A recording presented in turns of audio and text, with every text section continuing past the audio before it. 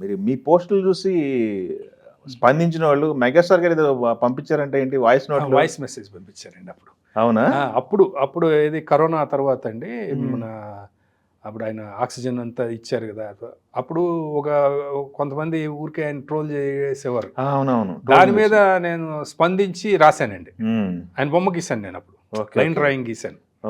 Line drawing గీసి దాని మీద స్పందించి నేను రాశాను. ఆ రాసి ఫేస్బుక్ లో పోస్ట్ చేశాను అంతే. ఆయన చూసారా? అది ఆయన దాకా వెళ్ళింది, చాలా మంది పంపించారట. అప్పుడు ఆయన వాయిస్ మెసేజ్ పెట్టారు. అది ఎంత గొప్ప విషయం అండి. అసలు ఆఫ్టర్ ఆల్ నేను ఎవరిని చెప్తున్నా అంటే గొప్ప వాళ్ళందరూ అలాగే ఉంటారండి.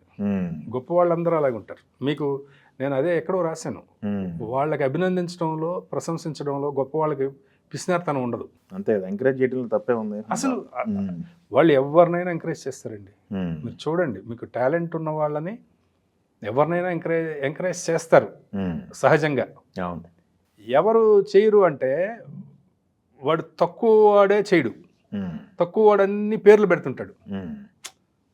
వాడు ఇలా పైకి వచ్చాడు, అలా పైకి వచ్చాడు, ఇలా చేసి పైకి వచ్చాడు, అలా చేసి, అంతేగాని వాడు టాలెంట్ తోటి వాడు పైకి వచ్చాడు అని అనరు. ఎక్కువ సోషల్ మీడియాలో వాళ్ళు ఏదో చెడు చూడాలని ట్రై చేస్తారు. కానీ ఆ వెళ్ళేవాడు వెళ్తూనే ఉంటాడు, వాడి పని వాడు చేసుకుంటుంటాడు, వాడు గొప్ప స్థానానికి వెళ్తుంటాడు. అవును. ఇంకెవడైనా నేను గొప్ప స్థానానికి వస్తాను అని అంటే డెఫినెట్గా వస్తావరా, నువ్వు ట్రై చేయి అంటారు. అవును. ఎందుకంటే వాళ్ళు గొప్ప స్థానానికి అలాగే వచ్చారు కాబట్టి వాళ్ళు ఎంకరేజ్ చేస్తారండి. అవును. ఈ మిడిమిడిగా ఉండే వాళ్ళే వాళ్ళని లాగడానికి ట్రై చేస్తారు. సినిమా ఇండస్ట్రీలో కాదండి, ఎక్కడైనా ఆ నెగటివ్ పీపుల్ ఎక్కువ కొంత ఉంటారండి. వాళ్ళతోనే జాగ్రత్తగా ఉండాలి. ఈ టాక్సిక్ పీపుల్ అంటారు, వాళ్ళు ఉంటారు ఎప్పుడు, మనకి తెలియకుండా మన చుట్టుపక్కలే ఉంటారు. తగిలారా మీకు ఎప్పుడన్నా? అయ్యో, ఎందుకు తగలేదు ఇండస్ట్రీలో? అదే చెప్తున్నా అండి, గొప్ప వాళ్ళు ఎలా ఉంటారో ఇలాంటి పీపుల్ ఎక్కువ పర్సంటేజ్ ఉంటారు. ఎంతసేపటిగా పైకి వచ్చిన వాడిని విమర్శిస్తుంటారు. ఆ పైకి వచ్చిన వాడిని వాడు అడ్డదారులో వచ్చాడని చెప్పడానికి ప్రయత్నం చేస్తుంటాడు వీడు. అంతేగాని అంత టాలెంట్ నాకు లేదనో, లేకపోతే వాళ్ళు పడ్డంత కష్టం నేను పడలేదనో అనుకోడు వీడు. వీడికి కూడా కోరిక ఉండడం వేరు. అవును. సినిమా యాక్టర్ అవ్వాలనో, సినిమా డైరెక్టర్ అవ్వాలనో చాలా మందికి ఉంటుంది. అవును. కానీ దానికి తగ్గంత కృషి చేయాలి, దానికి తగ్గంత ఇది ఒకటి కావాలంటే ఒకటి వదులుకోవాలి కదండి. అంతే కదా. వాడు రోజు నేను ఎంజాయ్ చేస్తూ రోజు మందు కొడుతూ నేను ఇది చేస్తాను, నాకు ఇది కావాలి అది కావాలంటే రాదు కదా. రెండు కావాలంటే రాదు కదా. ఇప్పుడు సినిమాలో మీకు 4:30కి లేవాలండి నిద్ర. చెప్తున్నాను, ఇప్పుడు ఊరికే ఆ హీరో అలాగే ఈ హీరో అని ట్రోల్ చేస్తుంటారు కదా. అవును. వాళ్ళల్లో ఎవడో 4:30కు లేచేవాడు ఉండడు. అవును. ఒక్కడు ఉండడు. అవును. కానీ ఒక సినిమా ఆర్టిస్టు, టెక్నీషియన్, డైరెక్టరో, హీరోనో ఎవరైనా సరే వాళ్ళు షూటింగ్ చేయాలంటే 7 గంటల 4:30కు నిద్ర లేస్తేనే అవుతుంది కదా. 4:30కి నిద్ర లేచి వాడు రెడీ అయ్యి వెళ్ళి వాడి పనులన్నీ చేసి సాయంత్రం దాకా ఎప్పుడో షూటింగ్ చేసి మళ్ళీ ఇంటికి వచ్చి మళ్ళీ పడుకొని ఈ లోపు రేపేం కావాలో అన్నీ చూసుకొని మళ్ళీ వెళ్ళి, అంటే వీడిది కష్టం, దీన్ని వాడు యాక్సెప్ట్ చేయడానికి వాళ్ళకి మనసు రాదు. వాడు పొద్దున్నే 10ంటికి లేస్తాడండి, నిద్రలేస్తాడు వాడు. అవును. ఆ ట్రోల్ చేసే వాళ్ళ సంగతి చెప్తున్నాను. అవును. అవును. వాడి తల్లిదండ్రులకు ఉపయోగపడ్డావు, వాడు కుటుంబానికి ఉపయోగపడ్డావు, వాడేమి సాధించడు, వాడు సరదాగా ఇవన్నీ చేస్తుంటాడు. వాడలాగా వీడిలాగా వాడలాగా చెప్తున్నా అంతే. ట్రోలింగ్ అబ్జర్వ్ చేస్తుంటారు అసలు సోషల్ మీడియా పట్టించుకోండి. అంటే నేను ఇందులో ఫేస్బుక్లో నేను పెట్టిన పోస్ట్కి వచ్చే కామెంట్స్ అన్నీ చదువుతాను. అవునా? అన్నీ చదువుతాను. ఇంకా యూట్యూబ్లు అవన్నీ నేను చూడండి అసలు ఇప్పుడు చూడలేదు కూడా. ఇప్పుడు కామెంట్స్ ఏం పెడతారు ఇవన్నీ అంటే వేస్ట్ అండి, దానివల్ల ఏం ఉపయోగం ఏం లేదు కదా.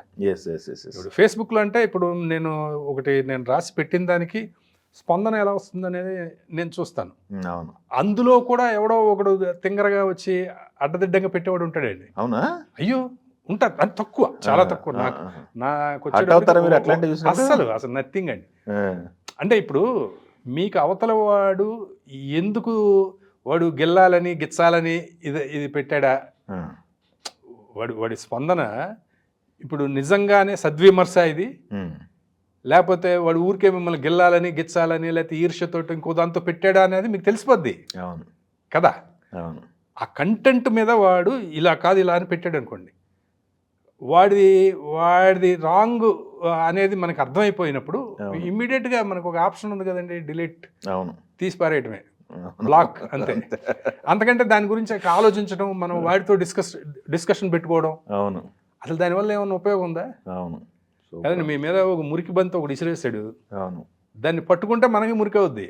అవును అసలు వదిలేసాం అనుకోండి, పక్కకి వెళ్ళిపోతే అయిపోయి. వాడి చేతులన్నీ ఆల్రెడీ మురికైపోయి ఉన్నాయి. అవును వాడు మన మీదకి విసిరేస్తే మనం పక్కకి తప్పుకోవడమే, మనకేం కాదు. ఎస్ సేమ్ అంతేనండి నేను. అలాగే కొంతమంది భాష కొంచెం ఎక్స్ట్రా ఉపయోగిస్తుంటారు. అలాంటి వాళ్ళని అసలు ఇమ్మీడియట్గా బ్లాక్ అంతే. Yes super. దాని గురించి అసలు వాడెవడో మనకు తెలియదు, అవును వాడు ఎవడో కూడా మనకు తెలియదు కదండి. పైగా వాడి సంస్కారం ఏంటనేది వాడు భాషలో తెలిసిపోద్ది మనకి.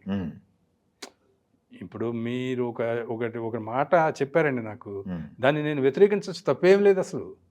కానీ వాడే భాష, ఆ భాషలో వాడి సంస్కారం తెలిసిపోద్ది.